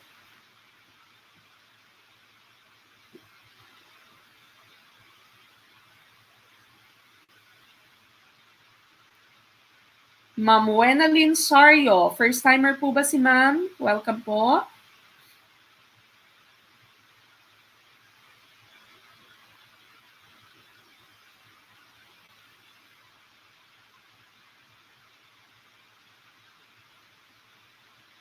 Okay, now a lot of you are answering with the letter D, and that is the correct answer. Okay, so incidents are recorded long after they have happened. This is not a characteristic of anecdotal records. Sinabi ko na to sa inyo dati. When you say anecdotal record or anecdotal report, you write this when something happened. Okay, when something that is significant happened, pwedeng kunwari yung bata palaging masayahin, tapos ngayon nakita mo siyang napakalungkot, bugnutin, and so you write an anecdotal record or anecdotal report.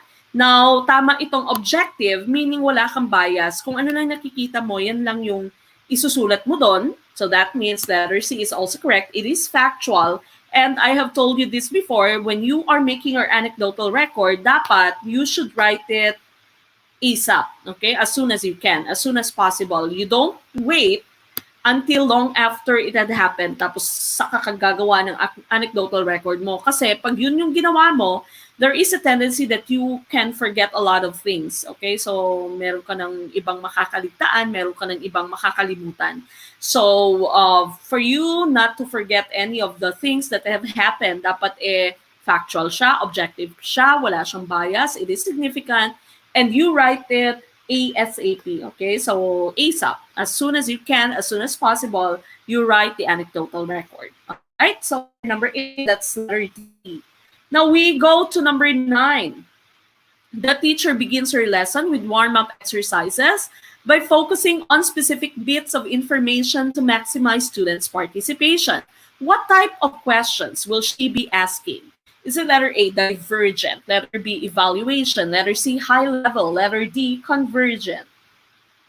Okay, what do you think is the correct answer for number 9? Okay, so Ma'am Wenalyn is a first-timer English major. Welcome po. Again, we welcome all our first-timers. We're very glad that you can join us in our live stream. So again, if this is your first time, our schedule for this month of July would be Tuesdays, Thursdays, and Saturdays at 7 p.m. If you haven't watched the rest of our live streams yet, please go to our playlist. GenEd and ProfEd discussion playlist. We also have a playlist for GenEd. We also have a playlist for ProfEd. Okay, so make sure that you check all those videos. Again, your let will be on September 27th. So I hope that you are equipped with a lot of strategies, a lot of skills, a lot of weapons, a lot of bullets para sigurado tayong papasa kayo sa let. Okay? Now, again, please do not forget to like this video, subscribe to our YouTube channel, share our videos to your friends, also share our Facebook page, like our Facebook page, and share them to the rest of the let takers. Okay? Para mas marami po tayong matulungang takers ng let. Because again, your schedule has already come out. It's September 27th.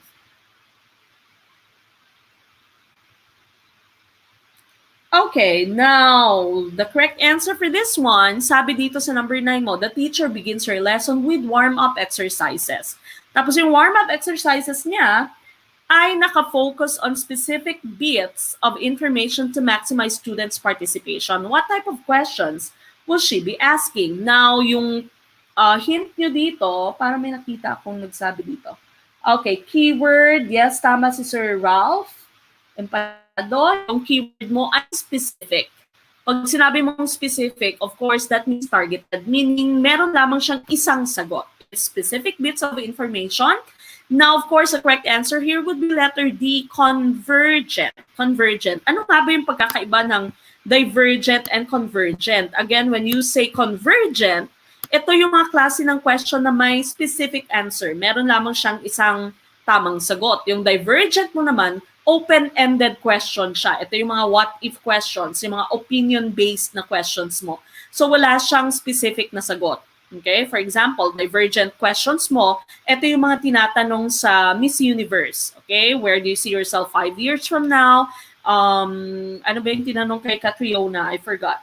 Okay? Basta yung mga divergent questions mo, they do not have specific answers. Depende sa opinion mo. These are open-ended questions. What-if questions. Ang letter D mo naman, convergent. Converge, that means focus, targeted questions. So they have specific answers. For example, when someone asks you, what is the largest planet? You know that your answer would be Jupiter. Okay, so that's a convergent question. So again, your hint here is specific. There is specific bits of information and that would be convergent. Hindi po ito evaluation question, hindi siya high level. Okay, so the correct answer would be letter D, convergent. Okay, now we go to number 10. Which was William James' pragmatic thought? Is it letter A, morality for persons? Letter B, what is right or wrong? Depends on the situation. Letter C, something is true if it works. Letter D, everything in this world is tentative, a series of means and ends.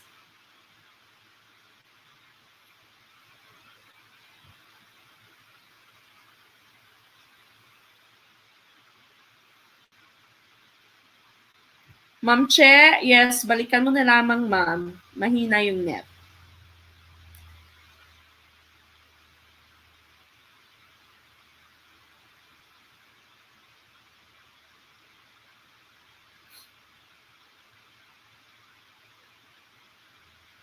Okay, we're already at number 10. Sir Game Aspiring, welcome back. Ma'am Marisa Joaquin, first time po ba? Good evening po.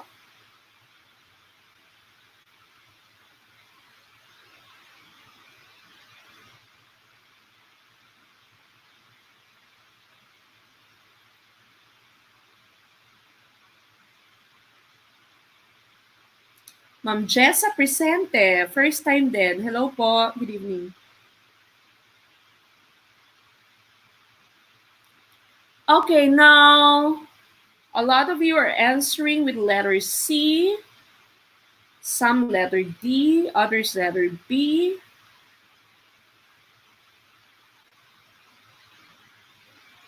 Sir JJ Aringo, first time po ba? Good evening po. Okay, the correct answer for this, many of you are correct. This is letter C. Something is true if it works. Okay, this is Pragmatism by William James. Now we go to the next slide over here. So one of the proponents of pragmatism, the one who popularized the term pragmatism is Sir William James 1842 to 1910, and he said an idea is true if it works. It is true if it satisfies, is verifiable if it is verified in experience. So again, pag sinabi niyong pragmatism, this means practicality. So sabi ni Sir William James, it is true if it works. Okay, so tama siya pag nagagamit mo siya, pag gumagana siya. Okay, so that is the idea of pragmatism according to William James. Okay, now the next number that we have is number 11, the philosopher that maintains that truth exists in an objective order that is independent of the knower are pragmatists, idealists, existentialists, or letter D, realists. Okay, ano kaya yung tamang sagot sa 11?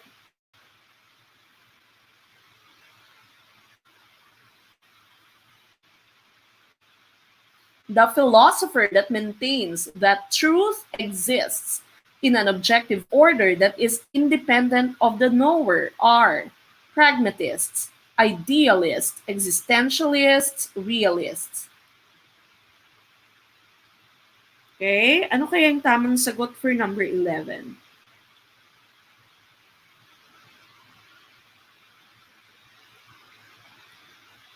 All right, again, please don't forget to like this video, subscribe to our YouTube channel if you are not subscribed yet, hit that bell button.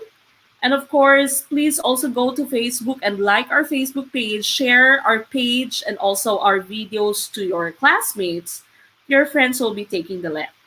And if you want to be members of Grow, then it's very easy to become a member. Until the end of this month, you can still become a member of Grow by just paying 250 pesos through Cebuana, ML, or Palawan. The details of how to pay is found at the beginning. They're found at the beginning of this video. Thank you po, Sir Loreto Agbayani Balikaw Jr. Sir Loreto is our class president.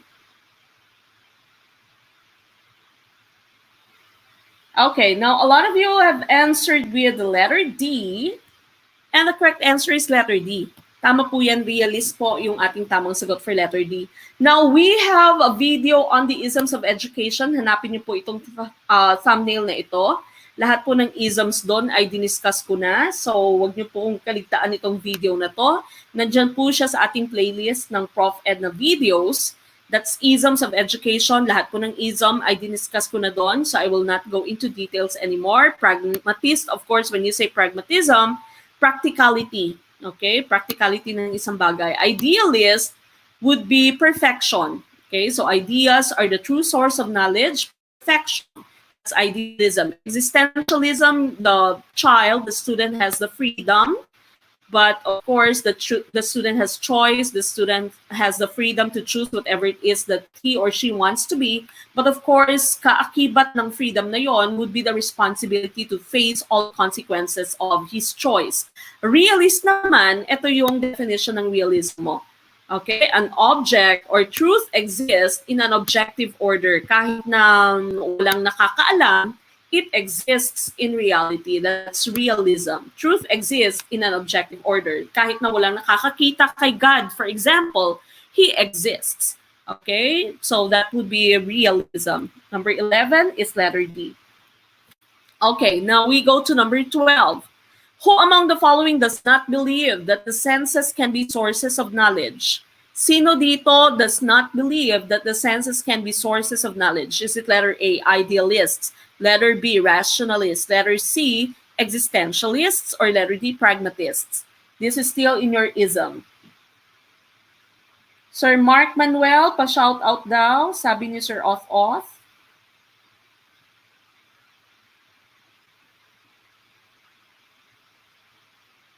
Ma'am Joy, we are still trying to fix your majorship. Malapit na po. Baka by next month, mag-start na tayo ng majorship.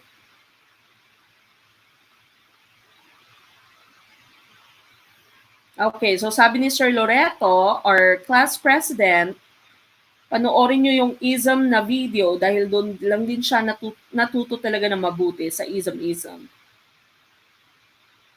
Okay, so panoorin nyo yung isms of education natin na video.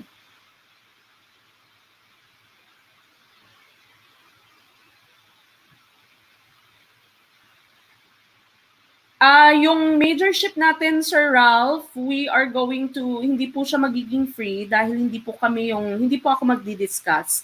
Because of course, I cannot discuss, for example, pag math major kayo, TLE major kayo, English major kayo, I cannot discuss everything in detail and I won't have enough time dahil nga baka bumalik na din kami sa school by August. Okay, so the governor of South Carolina has asked us to go back to school 5 times a week. So back to school na din ako, maaari by August 17th. So yung major nyo, it's not going to be free because of course we will be paying our lecturers. So of course, the best lecturers will be the ones provided to you by Gurong Pinoy. We will not give you lectures na hindi marunong. Okay, so of course, yun pa rin. Yung mga lecturers natin would be the experts in their own field. Mga naturist ng LEP, yung mga summa cum laude. Okay, so of course, yun yung kukunin namin. So, we will be asking you to pay for it. We still don't know, Ma'am Wenelin. Ma'am Wenelin is asking. We still do not know. By August, Ma'am Maylene Cinco, we might still have a review. Hindi ko pa po alam kung paano. But we are still going to have a review by August. So again, for your majorship, we need to pay because we are going to be asking the lecturers. So hindi po ako makakapag-lecture sa inyo na majorship unless bio major kayo because I'm a bio major. I'm not sure pa po kung magkano. We will see.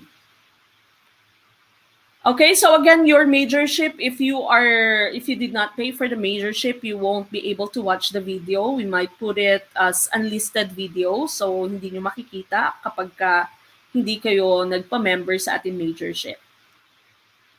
We might still have GenEd and ProfEd in our majorship. In August. Okay, so pwede ko pang maisingit yung GenEd ProfEd by August. And of course, we might start with the rest of the majorship also by August. AFA ba is agriculture? Agriculture? Meron din po kami agriculture. Yes, Sir Ralph, ako po yung magdi-discuss sa bio. Okay, so going back to number 12, who among the following does not believe that the senses can be sources of knowledge? So again, this is still talking about the isms, idealists, rationalists, existentialists, pragmatists. Okay, and the correct answer here would be letter B, rationalist. The one po, the major ism, the group of people, the group theories that believe that senses can be the source, the main source of knowledge, we call this the empiricist. Ito po yung empiricist natin, empiricism. Now, palagi pong kalaban ng empiricism would be your rationalists. Okay, so your answer would be rationalist dahil sabi dito, does not believe that the senses can be sources of knowledge. Okay, so that's rationalism. Para sa rationalist mo, the main source of knowledge is reasoning. Okay, for them, for the rationalist, the main source of knowledge is reasoning. Pero para naman sa yung empiricists, the main source of knowledge is sense experience. Okay, the use of our 5 senses. So the correct answer here would be letter B, rationalists. Okay, letter B po, rationalists. All right, now we go to 13. A teacher who equates authority with power usually does the following except shames, retaliates, develops self-respect, or letter D, intimidates. Okay, so iba-iba din yung major ninyo. Maaaring mag-post kami sa aming Facebook page. So again, make sure that you also like our Facebook page. And we will be posting something that would ask you of your major para po maka-crowdsource tayo. Malaman natin kung ilan yung soksay, ilan yung bio, ilan yung ganito. So again, please do share our videos to your friends, to your classmates especially, para mas marami kayo, mas maaring mas konti yung ibayad nyo. Okay, so again, your majorship won't be free because I will not be the one who will discuss your majorship because of course I am not a master of all the subjects. So hindi ko expertise, for example, yung SOCSI, yung math. Okay, so magbabayad tayo sa ating magle-lecture, but of course, guaranteed kayo that Gurong Pinoy is going to give you the best lectures that we have. We already have our lectures from our previous LET programs because you know that we were owners of StudyLink Review and Tutorial Center back then in Iloilo. Yung last po namin na program was last year lang. Okay, so last year po, meron pa po kaming LET. Okay, and so we will be asking the experts to do your majorship. Okay, so antabayanan nyo lamang po sa ating Facebook page kung kailan po kami magpo-post para po malaman natin kung ilan kayo.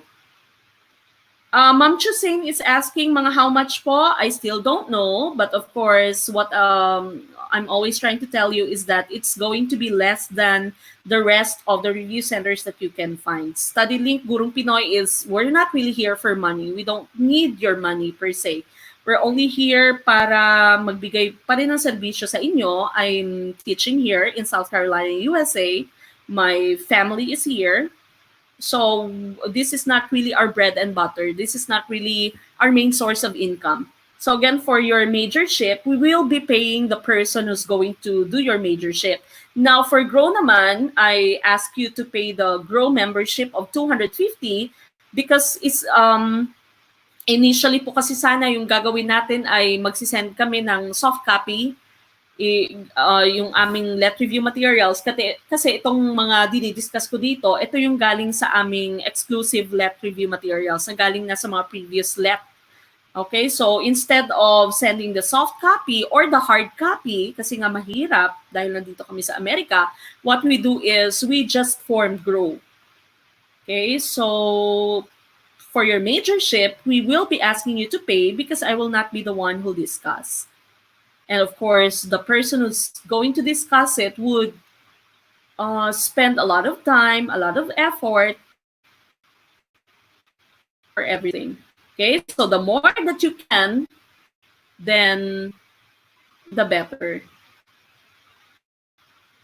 Okay, mas marami kayo, then the better. So again, you share this with your classmates, you share this with your friends, you share this in your wall, so that more people can take a look at our videos and more people will divide for the professional fee of our lectures. Because of course, when we had our review center, professional fee is 500 per hour. Okay, so one day ng ating lecture is 4,000 pesos. Okay, so I don't know how we can do it this time. We might still pay 500 per hour of their lecture.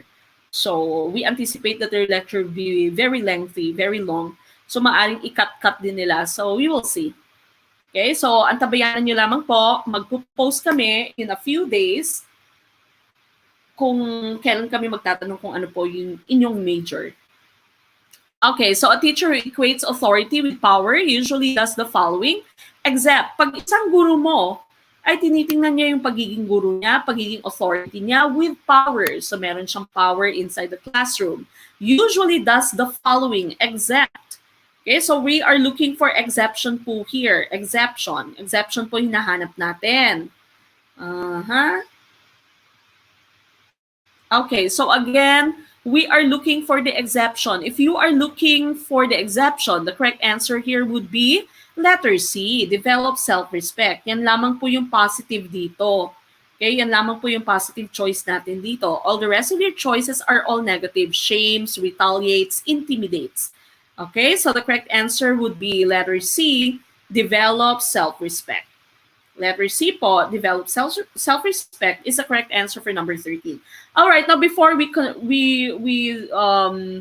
continue with 14 and 15, please send me your scores for ProfEd and GenEd. So i-add up nyo lamang po yung scores nyo from ProfEd to GenEd out of 28.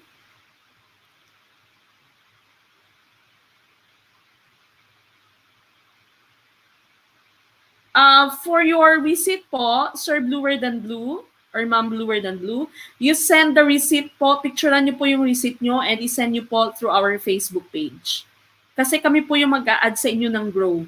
Yung number po kasi na nakalagay, that is my sister-in-law. siya po yung tumatanggap ng money nyo doon dahil siya yung nasa Pilipinas. So we don't receive the text message. So kailangan nyo pong isend yung receipt nyo through our Facebook page.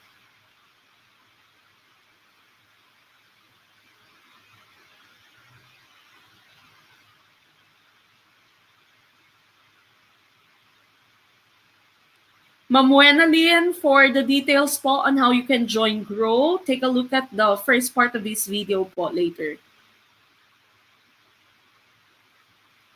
Zoom, po pwede ba yung Zoom? Pero yung Zoom yata merong sinasabi ni Sir Nap, yung Zoom kasi merong limit sa number of participants. We will see.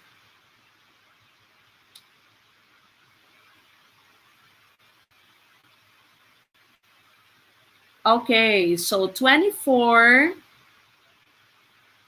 10, 19, 20, 25, 21, 24, 24.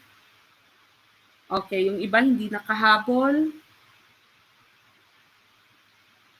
Yes, Sir Bluer than Blue, hanapin niyo po yung official na logo ng Gurong Pinoy. Marami po kasing may pangalan ng Gurong Pinoy. Hanapin niyo po yung logo natin, yung ganyang logo po na nasa live stream. Okay. Yes, so sinasabi ni Ma'am Mary Joy, meron ding time limit sa Zoom. Okay, so we will see.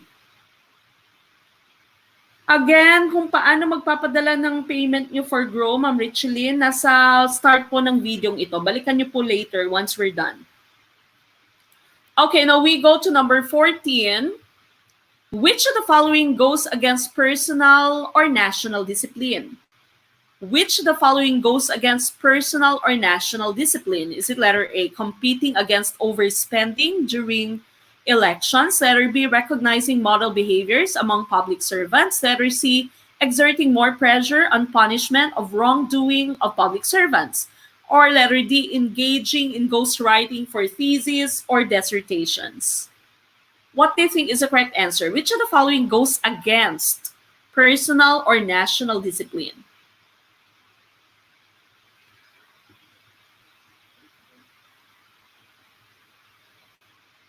Okay, so sabi ni Ma'am Mary Joy, 40 minutes lang daw yung Zoom pag hindi pag hindi pro ang account. That means if you did not pay for your account sa Zoom, then there is a time limit. Okay, we might have unlisted videos. So maaring maaring video siya, pero unlisted siya. That means isi-send namin yung link sa ating mga estudyante. Okay, now a lot of you have already answered. Again, we are looking for what goes against personal or national discipline. And your answer would be letter D, engaging in ghostwriting for theses or dissertations. The rest of these are correct. Competing against overspending during elections, recognizing model behaviors among public servants. Tama naman to. Letter C, exerting more pressure on punishment of wrongdoing of public servants. Tama naman yan. So letter D is the correct answer. Engaging in ghostwriting. This is, of course, this is not a good thing to do. Ibig sabihin, meron kang ibang pinapagawa ng thesis mo or dissertation mo, which means you are cheating. So this goes against personal and national discipline. Okay, so number 14 po is letter D. All right, now we go to the last one for today. If teacher M wants to build teamwork among his students, which should he use more? Is it letter A, lectures, letter B, cooperative learning, letter C, independent study, or letter D, brain teasers? Okay, ano kaya yung tamang sagot sa last item natin?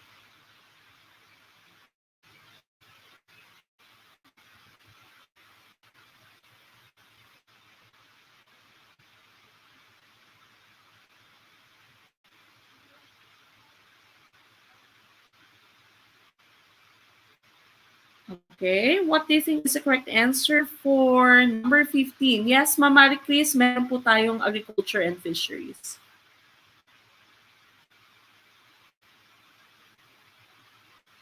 We've already handled all types of majors our previous program. So don't worry kung kahit na ano pong major meron po kami.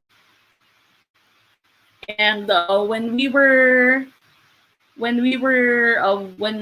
still had our review center, yung pinakamarami po namin is TLE and math.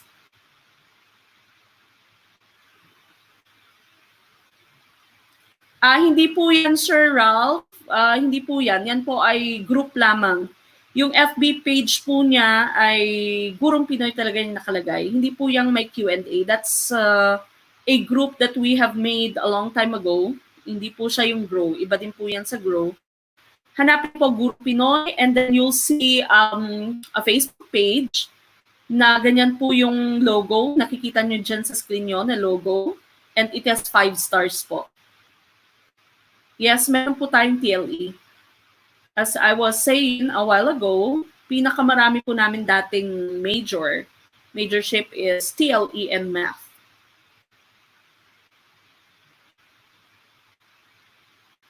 Okay, now a lot of you are answering already, and that is letter B, cooperative learning. That's correct. Okay, so letter B po, cooperative learning for number 15. Okay, so letter B, 15, letter B po ang ating tamang sagot. Sir Ralph Empanado, you're looking po, yung hinahanap niyo po ngayon is FB page. Page po muna yung hanapin niyo, sir. Yung FB group po, i-add po kita sa group na Grow if you have already sent your receipt. Pero i-send mo po yung receipt mo sa FB page ng Gurong Pinoy. Okay, so may English major, 20 out of 30, Sir Gino, nalobat na, Sir Nap, and so on. All right, so again, for number 15, that's cooperative learning. If you want teamwork, of course, that would be cooperative learning. All right, so we end here. Again, our next schedule will be on Thursday at 7 p.m. Philippine time. Thank you so much for all your effort and all your commitment for you to be able to pass the LET. We are going to see each other on Thursday night, 7 p.m. That's Philippine time. Okay, so again, please go to our Facebook page later. Also, make sure that you like our Facebook page and that you also take a look at all the things that we post on our Facebook page. Okay, now the exclusive materials for this will go directly to Grow. Sa muli, ito po ang inyong Gurong Pinoy na nagsasabing maliit man na butil ng mga kaalaman, ang dulo nito ay malaking kaginawaan. Maraming salamat po. I'll see you next time in our live stream on Thursday night. Okay? Maraming salamat po. Good night, everyone. I'll see you on Thursday. God bless you po.